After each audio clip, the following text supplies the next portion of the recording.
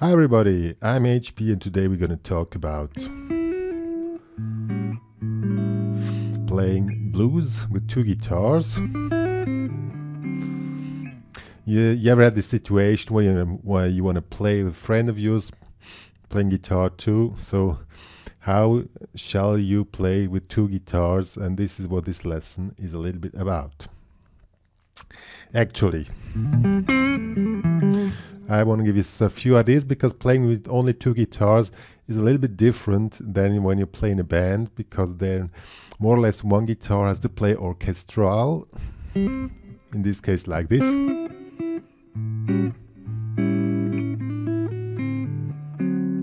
Or the two guitars have to play in a way that it somehow connects with each other and give this whole sound. And also soloing with only a guitar as a rhythm section is a little bit different, and there you have to more pay attention to your expression and the way you're going to play. So what does that mean? I'll give you a slight idea now. I switch to a lead sound and switch on the backing track. And just let you see what I mean.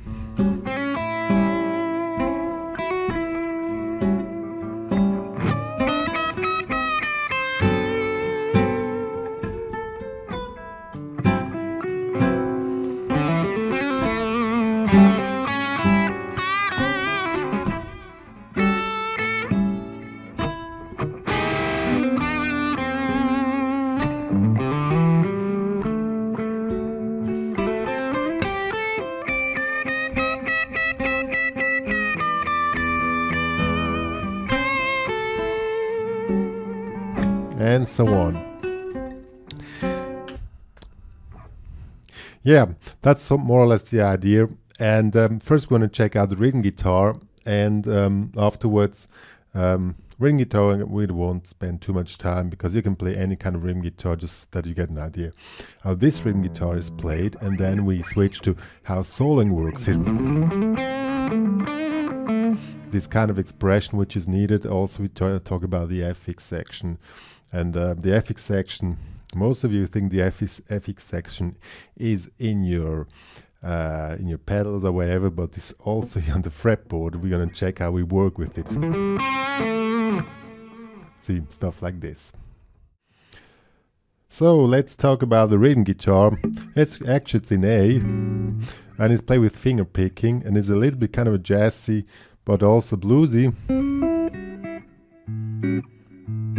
Jazzy and bluesy way of playing rhythm guitar. Very cool one and some cool ideas. So let's check it out first.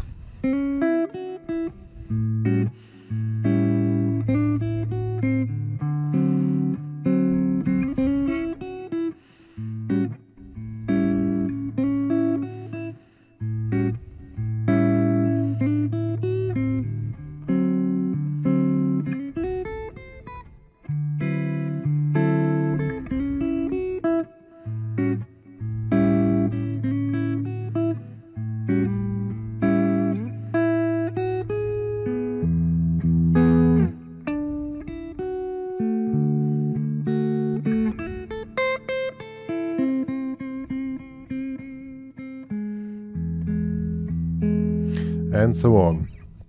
Now let's check out what's happening here. On the A, it's a normal blues, 12-bar blues form, so we have 4 bars of A7. And in this case, we play this little lick here, 5, 6, 5, 7. And then we have the chord A13, but this time with the open A string, and A7. Oh, sorry, that was a mistake. Second bar, we switch to D7. So it's a 12-bar blues 4 with the quick change. And then we go this one here. Now we switch to D9 here in the fifth with the middle index in the fourth. And now the first motif is played like this: 5, 7, 5, 7. Back to 5 to D9, back to A, twice. Back to D. Now a variation. 5, 7, 5, 8, 7, and now we play D, 9, 13 and D9. Back to A.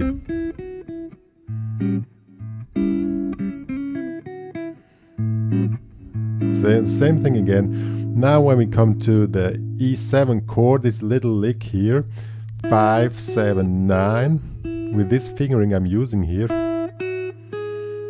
9, and then we skip the G string, go on the D string, and then open E string. On the D. Same thing, just two frets below, but in this case we don't have any open strings, so we have to grab it here with the index finger in the 5th. And then the ending phrase, 5, 7, 5, and now comes the trick, 5, 7, 5, 8, and now you make the bar it out, because you make 3 notes in the 5th.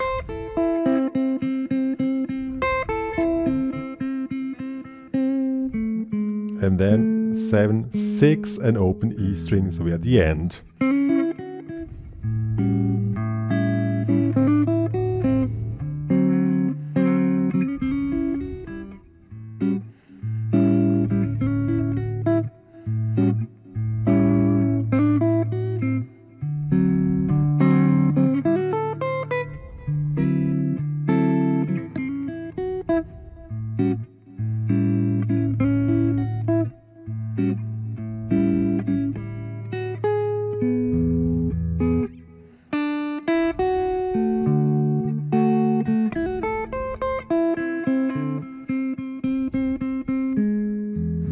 And so on. Now we come to what everybody's waiting for now, the lead guitar. So now we grab our pick, and now let's first check out the sound settings here. I have a distortion level like on 6 or 7, or maybe 5, also 5 till 7. Depending on the distortion which you would selected. I'm using an AXFX2 processor, and then I use the orange amp here on gain level 5. Then I have a delay setting here. Feedback level is on 40%. See, I have 3 repeats. Pretty high, and now when we play the tap delay is setting on the tempo of the song. So this is the tempo 1, this is the tempo. Set the tap delay on this tempo, because when you play notes,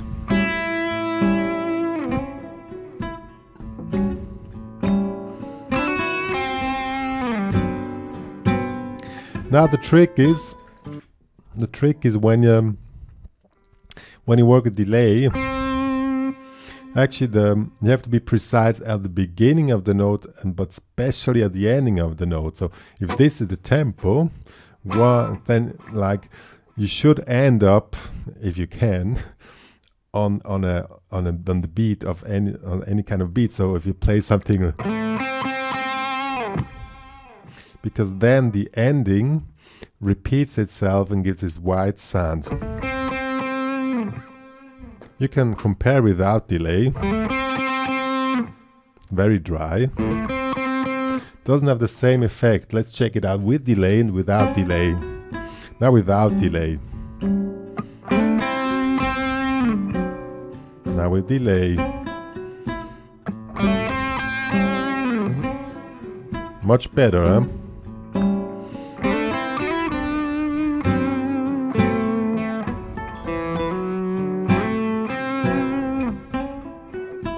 So this is the first really very important trick or tip you need to know here.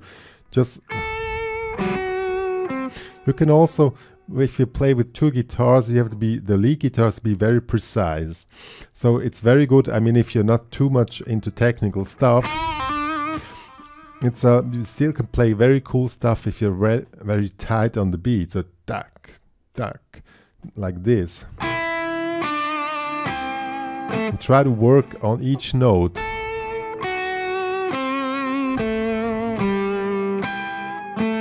See, it's very cool stuff. Let's check it out. Just play on quarter notes. You can also play long notes, but when you end the note, make kind of an impulse that the note is ended.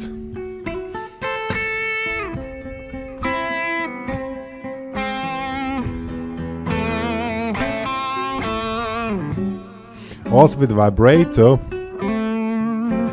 when you begin the note, a softer vibrato, and at the end give extra vibrato to end the note.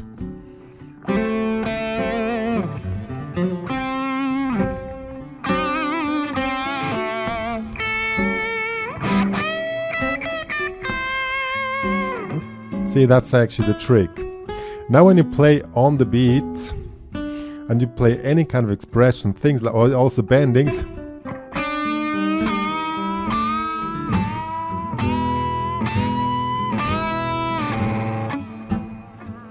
that was on like this little example. I just played the bending here in the 7th fret in the A minor pentatonics, just on the beat. But what I did, because I had a lot of time to think about, I really I could concentrate on the tone. So I made a little dynamic shift in this case.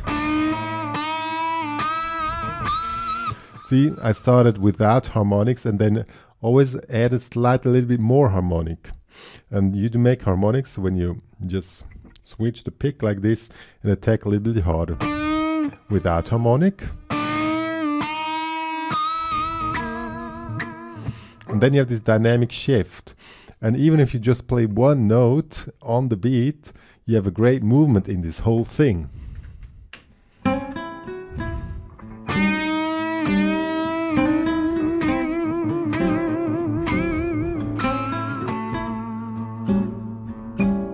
Whatever you do, try to get these movements in it. Don't play too many notes.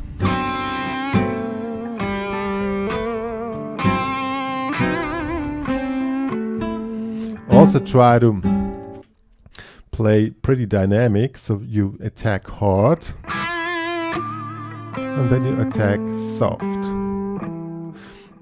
Try to really work out extremes. Attack really hard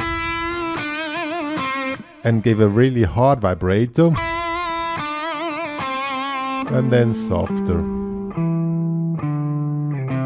When I play soft, I even hold the pick a little bit loose, that it doesn't drop out of my hand. I still need to hold it a little bit, but it nearly drops out of my hand.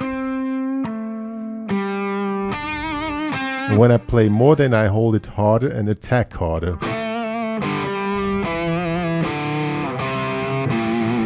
So let's check it out. Play dynamic, maybe start soft.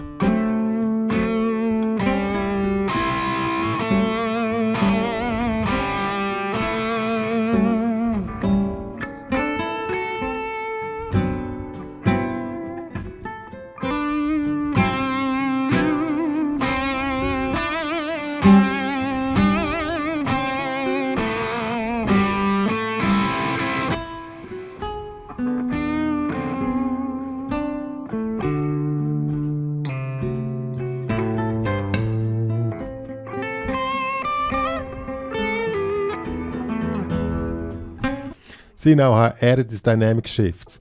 Another great method for expression in this case is a legato playing. What I mostly do when I go even more soft from this very low thing, I go even less, then I don't attack at all. I just tap it in. Try it here and maybe here as an example. 5, 7, 9. I don't attack at all. See, here's my other hand. I can, I don't know, do things with my nose this time if I want. I'll make a little show here. or a wave to the public. That's pretty hard. Anyway, it's very cool stuff. Then you play like this.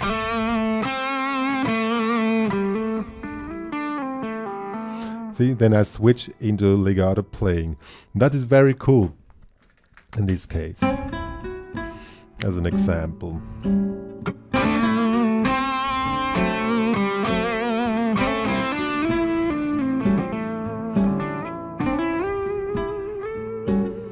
This is all played legato. See my hand here.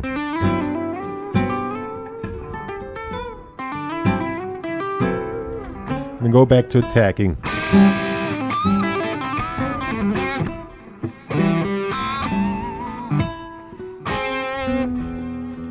But really, what is very important when you play only in a duo situation, try to this exercise we did at the beginning on play on quarter notes is very, very important, because you have to be very precise on the quarters. And then when you're precise and you can play dynamic, then you can add some little runs, I don't know, whatever.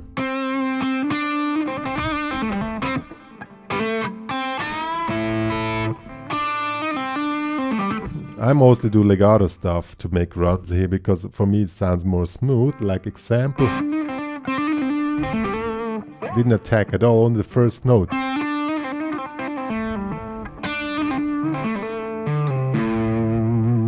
I just attacked the first note and the rest was legato. That's very cool.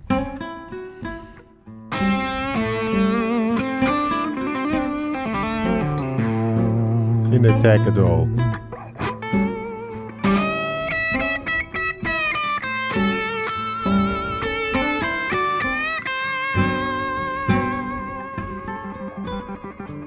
Also, this is cool, just keep it going like this. You can create a tone like this. Sounds a little bit noisy, but it's really cool.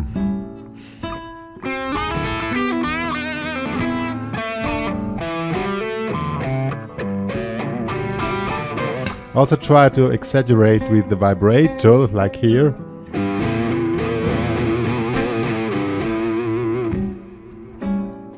But once again, if you don't have your basics together, because I went out of timing here,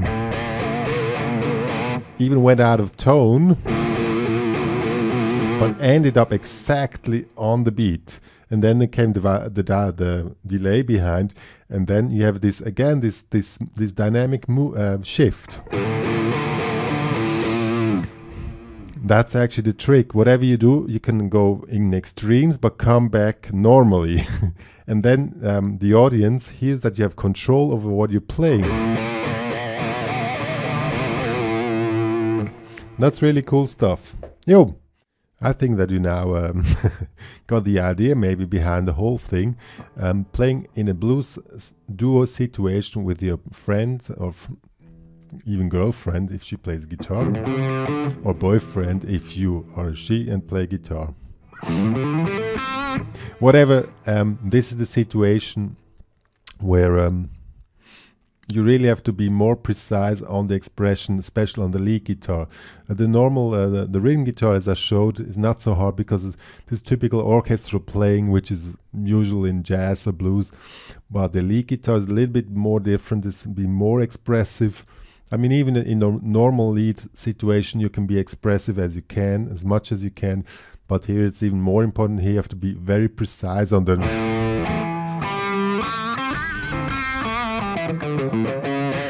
stuff like this. That's the idea of the lesson of today. I hope you love it and keep it going.